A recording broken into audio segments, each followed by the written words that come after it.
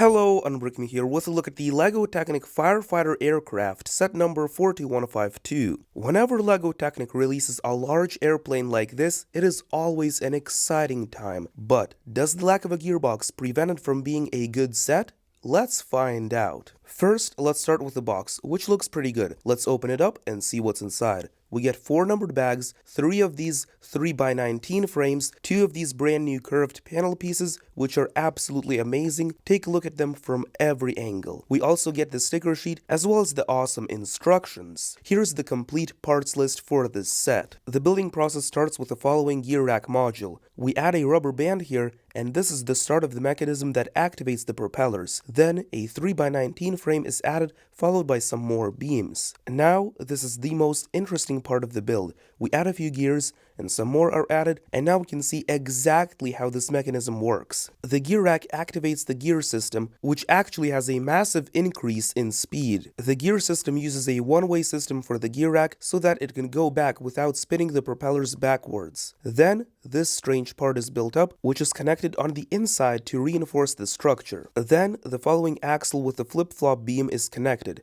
This part slides, and it will later serve as part of the landing gear mechanism. This is a pretty cool module with a 16-tooth gear as well as a beam setup. It connects on top of the rest of the structure. Next, the front wheel landing gear is constructed, and we attach a linear actuator portion here. This is essentially the front of the fuselage. As I'm spinning the axle which connects to the linear actuator, notice how both the flip-flop beam move as well as the axle hole here. It's a very interesting mechanism. We add a front tip to the nose of the fuselage, and the first stage is complete. The second bag starts with the following panel module, and it's simply connected onto the skeletal fuselage. Here we have a cover section, and we add it to make the openable water bay. We build up this section using the 3x19 frame, and it attaches to elongate the fuselage. A shock absorber connects to the openable bay door and is responsible for holding the door in either the opened or closed position. Of course, we add a bunch of panels onto the other side. Notice just how thin this fuselage actually is. Now, a lever is added, and this function works very well. The top is reinforced with some beams,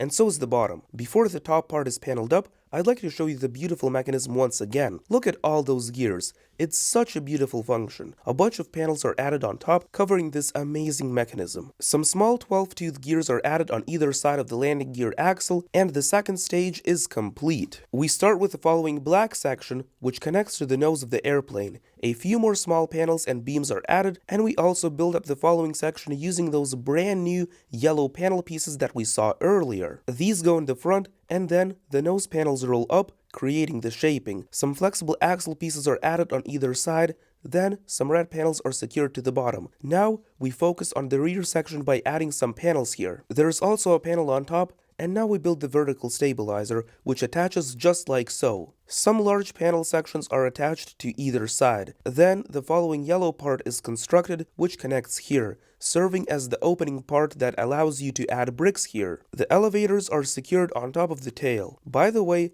this control surface is actually movable, which is great. Next, we have to work on the wings. We extend the 4 axles, 2 of which will power the propellers, while the other ones will be responsible for the landing gear. This big panel section is constructed, which goes on top of the airplane, expanding the wings. Some beams are added to reinforce everything, and now we start working on the engines by adding a red panel here. A 90-degree gear section is built up, which becomes part of the engine. Directly behind of the gear module, we add a landing gear mechanism. Speaking of which, here's how the rear landing gear actually looks like. It is connected below the engine, and then we reinforce it with another panel. Then the wing is just expanded further outwards, followed by some Technic beams. Now we simply build the engine on the other side, and you already know how everything works here, since we just did the right side. By the way, when retracted, the landing gear goes inside of the engine. After we complete the wing on its side, we build up the following aileron modules, which are connected to the wings. The engines expand forward,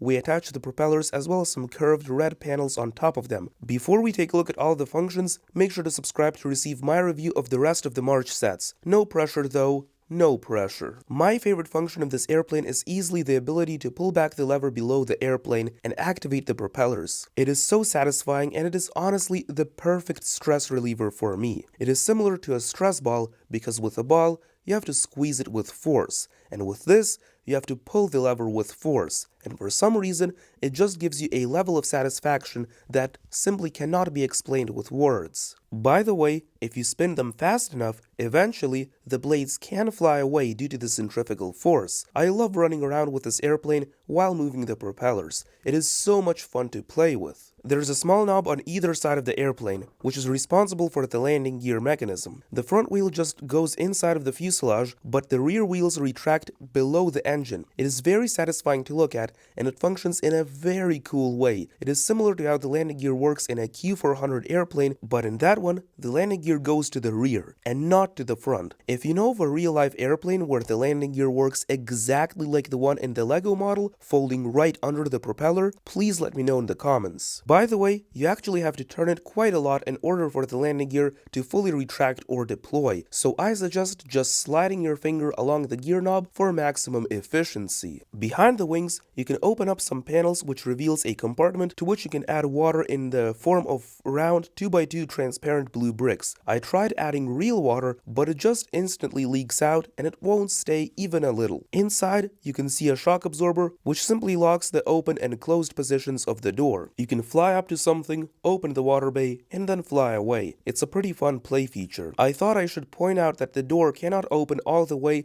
when the airplane is on the ground. This is not a complaint, but rather just an observation. The airplane does have some control surfaces like the ailerons. Unfortunately, they're not connected, so when you move the one on the left wing, the one on the right wing does not move. The elevator can also move, but unfortunately, there is no rudder. Also, I appreciate how well balanced this airplane is. The center of gravity is basically right on the black stripe of the wings. It is located almost in the ideal location. What surprised me the most is actually just how thin the fuselage of this airplane is. It is only 7 studs wide, which is 5.6 centimeters or 2.2 inches. To put that into perspective, it is skinnier than my iPhone. That's crazy. When this set was first announced, I heavily criticized it for lacking functionality and being way too paneled up. However, after building it, my opinion of it has certainly changed for the better. I absolutely love all the functions of the airplane. I did not expect the lever pulling function that activates the propellers to be so addictive, and honestly, I think it looks much better in person than in the official images. It is not officially licensed, but it does resemble the Q300 or the Q400 airplane a lot, which is very cool. Let's examine the value of the Firefighter airplane versus that of the Ford GT. The Ford GT will cost you $120, containing 1,466 pieces, while the Firefighter airplane will cost you only $100, containing 1,134 pieces. Honestly, if I had to pick only one, I would easily go with the airplane, since it is much more fun to play with and in my opinion has far greater mechanisms than the Ford GT. Even if they were both priced at $120, I would still go with the airplane instead of the car, despite the car clearly having a better price to parts ratio in that scenario. Will you be buying this set on March 1st? Please let me know in the comments. This is your Unbricking here, and I'll see you in the next one.